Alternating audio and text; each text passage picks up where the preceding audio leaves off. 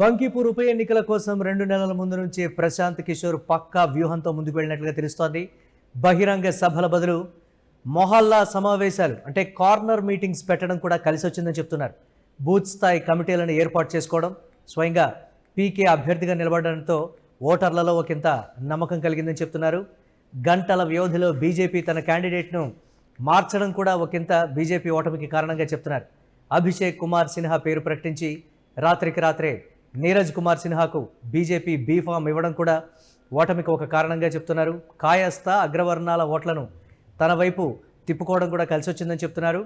కీలకమైనటువంటి ఓబీసీ ఓటర్లను ఆకర్షించారు పీకే.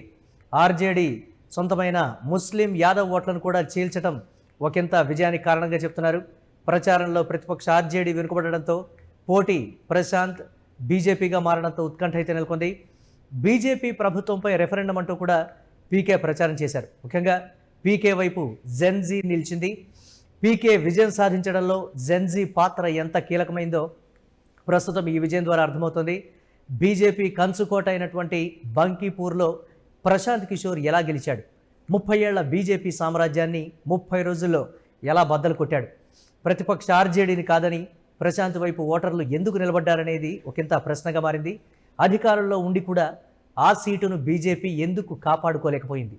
వ్యూహాలు రచించడంలో దిట్ట అయినటువంటి ప్రశాంత్ కిషోర్ బంకీపూర్లో వేసినటువంటి మాస్టర్ ప్లాన్ ఏంటి అనేది ప్రస్తుతం నియోజకవర్గంలో చర్చ అయితే నడుస్తోంది. బంకీపూర్ బీజేపీ కంచుకోటను 30 రోజుల్లో బద్దలు కొట్టిన ప్రశాంత్ కిషోర్ మాస్టర్ స్ట్రోక్ మామూలుగా లేదు అంటున్నారు. బీహార్ రాజకీయాల్లో ఒక చారిత్రక విజయం అయితే నమోదైందని చెప్పాలి. 1995 నుంచి వరుసగా బీజేపీ ఆధిపత్యం కొనసాగిన బంకీపూర్ అసెంబ్లీ నియోజకవర్గం ఇప్పుడు జనసురాజ్ పార్టీ వ్యవస్థాపకుడు ప్రశాంత్ కిషోర్ చేతుల్లోకి వెళ్ళింది. దాదాపు 19,000 ఓట్ల మెజారిటీతో బీజేపీ అభ్యర్థి నీరజ్ కుమార్ సిన్హాను ఓడించి తన తొలి ఎన్నికలోనే సంచలన విజయాన్ని సాధించారు ప్రశాంత్. ఆర్జేడీ అభ్యర్థి రేఖా కుమారి 3వ స్థానంలో నిలిచారు. ఇది కేవలం ఒక ఉప ఎన్నిక ఫలితమైతే కాదు, 30 ఏళ్ల బీజేపీ సామ్రాజ్యాన్ని 30 రోజుల్లో బద్దలు కొట్టిన వ్యూహం కూడా ఓటర్ల మనసును ఏ విధంగా మార్చింది అనేటువంటి చర్చ అయితే నడుస్తోంది. బంకీపూర్ అంటే బీజేపీకి కంచుకోట. గతంలో పాట్నా వెస్ట్గా పిలిచే ఈ స్థానం 1995 నుంచి ఎప్పుడూ బీజేపీ చేతిలోనే ఉంది. నితిన్ నబీ కుటుంబం దీన్ని ఆక్రమించుకుంది. తండ్రి నబీన్ కిషోర్ ప్రసాద్ సిన్హా 4 సార్లు, కొడుకు నితిన్ నబీన్ 5 సార్లు గెలిచారు. 2025 అసెంబ్లీ ఎన్నికల్లోనూ నితిన్ నబీన్ 50,000కు పైగా మెజారిటీతో గెలిచారు. అయితే ఆయన రాజ్యసభకు ఎన్నికై రాజీనామా చేయడంతో ఉప ఎన్నిక అనివార్యమైందనే చెప్పాలి. జూలై 30న పోలింగ్, ఆగస్టు 3న ఫలితాలు వెలువడ్డాయి. ఇక ఓటింగ్ శాతం 34.30% పడిపోయింది. ఇంత తక్కువ ఓటింగ్లోనూ ప్రశాంత్ గెలవడం మరింత ఆసక్తిని రేకెత్తిస్తోంది. 2 నెలల ముందే ప్రశాంత్ కిషోర్ తనదైనటువంటి వ్యూహంతో ముందుకు వెళ్ళాడు. పర్టికులర్గా నియోజకవర్గంలో భారతీయ జనతా పార్టీ మీద ఉన్నటువంటి వ్యతిరేకతని, యువతలో భారతీయ జనతా పార్టీ మీద ఉన్నటువంటి వ్యతిరేకతని ఆయన బలంగా తీసుకొట్టారనే చెప్పాలి. ఈ నేపథ్యంలో ఎన్నికలో గెలుపు సాధారణంగా వచ్చింది కాదు. దేశవ్యాప్తంగా వచ్చినటువంటి జెన్జీ ఉద్యమం కావచ్చు, భారతీయ జనతా పార్టీ మీద జెన్జీ ఏ స్థాయిలో ఆగ్రహంగా ఉందో చెప్పడానికి కావాల్సినటువంటి ఒక విజయాన్ని కూడా ఇది నిదర్శనంగా చూడొచ్చు.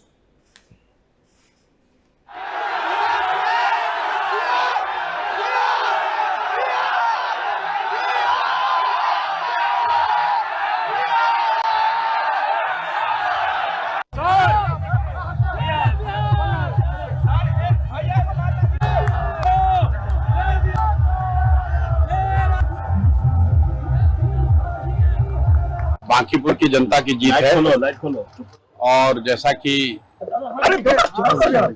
चुनाव प्रचार के दौरान हम लोगों ने जो बात रखी थी, ये विधायक बनाने का चुनाव नहीं है, ये भाजपा के केंद्रीय नेतृत्व को ये संदेश देने का एक प्रयास है बिहार की जनता के द्वारा कि बिहार में किसी अच्छे व्यक्ति को मुख्यमंत्री बनाइए।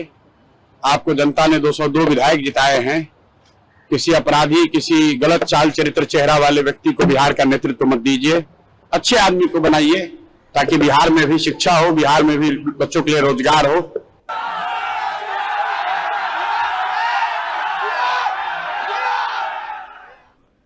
ప్రముఖ ఎన్నికల వ్యూహకర్తగా ప్రశాంత్ కిషోర్కు దేశంలోనే ఎంత పేరుందో అందరికీ తెలిసిందే. ఇప్పుడు స్వయంగా అభ్యర్థిగా నిలబడి తన వ్యూహాలను అమలు చేశారు. బహిరంగ సభలు, పెద్ద ర్యాలీలు కాకుండా మొహల్లా సమావేశాలు అంటే కార్నర్ మీటింగులు ఎక్కువగా ఆయన పెట్టారు. బూత్ స్థాయి కమిటీలు ఏర్పాటు చేసి గ్రాస్ రూట్ స్థాయిలో నిర్వహణను బలోపేతం చేశారు. స్వయంగా తానే అభ్యర్థిగా నిలబడటం ఓటర్లలో నమ్మకం కలిగించింది. నేను సురక్షిత సీటు వెతకడం లేదు, కులం మతం మించి ఓటు వేయాలని చెప్పడానికే బంకీపూర్ను ఎంచుకున్నానని కూడా ఆయన చెప్పడం ఓటర్లలో ఒక ఆలోచన అయితే రేకెత్తించిందని చెప్పాలి. బీజేపీ వైపు చూస్తే గంటల వ్యవధిలోనే అభ్యర్థి మార్పు అయితే జరిగింది. ముందు అభిషేక్ కుమార్ సిన్హా పేరు ప్రకటించి రాత్రికి రాత్రే నీరజ్ కుమార్ సిన్హాకు బీఫామ్ ఇవ్వడం కూడా ఒకంత భారతీయ జనతా పార్టీ ఓటమికి ఒక కారణంగా కూడా చెప్పచ్చు.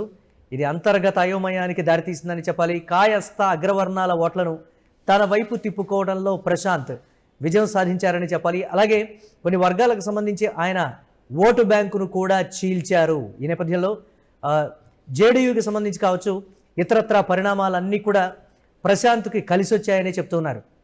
అయితే ఆర్జేడీ సొంతమైనటువంటి ముస్లిం యాదవ్ ఓట్లను చీల్చడంలోనూ విజయం సాధించారు. ఆర్జేడీ ప్రచారంలో వెనుకబడడంతో పోటీ ప్రశాంత్ వర్సెస్ బీజేపీగా మారిందనడంలో ఎలాంటి సందేహం లేదని చెప్పాలి. అయితే దేశవ్యాప్తంగా భారతీయ జనతా పార్టీపై జెన్జీకి ఏ స్థాయిలో కోపం ఉందో మనందరం చూస్తున్నాం. ధర్మేంద్ర ప్రధాన్ రాజీనామా చేసే వరకు కూడా జెన్జీ తరం ఎక్కడా ఆగలేదు. తమ ఆందోళనలు కానీ నిరసనలు కానీ అదే స్థాయిలో ఉధృతంగా తీసుకెళ్లినటువంటి పరిస్థితి.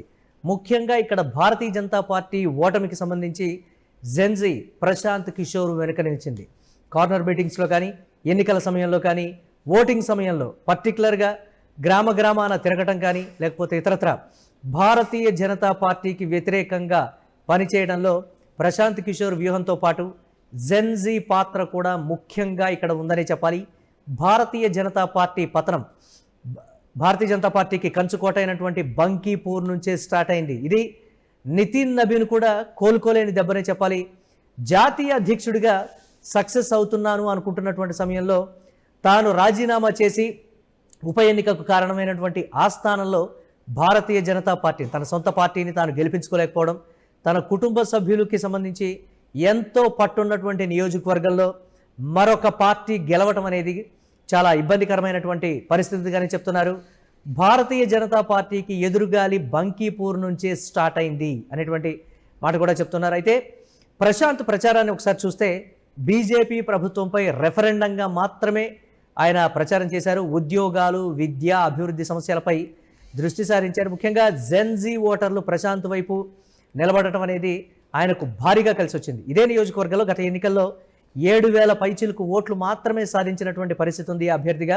అయితే అప్పుడు వేరే అభ్యర్థి ఉన్నారు. ఇప్పుడు ప్రశాంత్ కిషోర్ నేరుగా నిలబడటం, బంకీపూర్ నియోజకవర్గంలో జెన్జీ యువత ఆలోచనలో పడటం, నిజంగా ప్రశాంత్ కిషోర్ ఈ నియోజకవర్గంలో నిలబడ్డారు అని అంటే దాన్ని ప్రతిష్టాత్మకంగా తీసుకోవడం ఒక నమ్మకాన్ని కూడా వారికి కలిగించింది. బీజేపీకి సంబంధించి ఒక ప్రత్యామ్నాయ నాయకత్వం కావాలి, ఒక ప్రత్యామ్నాయ ప్రభుత్వం ఇక్కడ కావాలి. ఇది ప్రశాంత్ కిషోర్ గెలిచిన తర్వాత చెప్పినటువంటి మాటలు. అయితే ప్రశాంత్ కిషోర్ ఎన్నికల ప్రచారంలో ఆయన దూసుకుపోతున్నటువంటి సమయంలో యువతకు ఆయన కొత్త ఆశగా కనిపించారని చెప్పడంలో ఎలాంటి అతిశయోక్తి లేదు. కుల రాజకీయాలను దాటి ముందుకు వెళ్ళాలనేదే నా ఉద్దేశం అనేటువంటి సందేశం అనేది బాగా పనిచేసిందని చెప్పాలి. యువతను ఉద్దేశించి భారతీయ జనతా పార్టీని టార్గెట్ చేస్తూ ఆయన చేసినటువంటి కామెంట్స్ ఒకంత సంచలనంగా మారాయని చెప్పాలి. ఒక్క యువతనే కాదు, సాంప్రదాయబద్ధంగా అక్కడ తరతరాలుగా భారతీయ జనతా పార్టీకి విడతల వారీగా ఓట్లు వేస్తూ వస్తున్నటువంటి ఆ సాంప్రదాయ ఓటు బ్యాంకును కూడా ప్రశాంత్ కిషోర్ తన వైపు తిప్పుకోవడంలో, ప్రచారంలో ఆయన ఏ స్థాయిలో ముందుకు వెళ్ళారో కూడా అర్థమవుతుంది. పర్టికులర్గా బీజేపీ వైపు నుంచి భారీ ప్రచారం అయితే జరిగింది. జాతీయ అధ్యక్షుడు నితిన్ నబీన్ స్వయంగా ప్రచారం చేయడం, సీఎం సామ్రాట్ చౌదరి, బీహార్ కేబినెట్ మొత్తం 20 మంది కేంద్ర మంత్రులు, 40 మంది స్టార్ క్యాంపెయినర్లు ఆ గ్రౌండ్లో దిగి ఈ నేపథ్యంలో ప్రచారం చేసినటువంటి పరిస్థితి. అదంతా ఏమైంది? ప్రజలను అంతమంది కూడా అంటే ముఖ్యమంత్రి కావచ్చు, నితిన్ నబీన్ కావచ్చు, కేబినెట్ మంత్రులు కావచ్చు, వీరందరి మాటల్ని కూడా లెక్క చేయకుండా కేవలం జెన్జీ ఆశలు కావచ్చు, లేకపోతే ప్రశాంత్ కిషోర్ నేరుగా ఈ నియోజకవర్గంలో ఉండి ఆయన ఇచ్చినటువంటి పిలుపు కావచ్చు, అన్నీ కూడా బాగా పనిచేశాయి. మరి భారతీయ జనతా పార్టీ నాయకత్వం, రాష్ట్ర నాయకత్వం కూడా వచ్చి అక్కడ పనిచేసినప్పటికీ అక్కడ ఓటర్లు నమ్మలేదు. కానీ మొదటిసారి అక్కడి నుంచి పోటీ చేస్తున్నటువంటి ప్రశాంత్ కిషోర్ జనసురాజ్ పార్టీ గతంలో ఓటు శాతం కావచ్చు, లేకపోతే దాదాపుగా 2-3% మించి కూడా పోలింగ్ అయితే అక్కడ ఓటు శాతం అయితే అక్కడ సాధించలేకపోయింది జనసురాజ్ పార్టీ బీహార్లో. అయినప్పటికీ ఈసారి ఉన్నటువంటి ప్రస్తుత రాజకీయ పరిస్థితులు, దేశవ్యాప్త విధానాలు కానీ అక్కడ బీహార్లో భారతీయ జనతా పార్టీ అవలంబిస్తున్నటువంటి తీరుకు సంబంధించిన వ్యతిరేకత మొత్తాన్ని కూడా బంకీపూర్ నియోజకవర్గంలో ఆయన మోహరించగలిగారు, విజయాన్ని సాధించారని చెప్పాలి.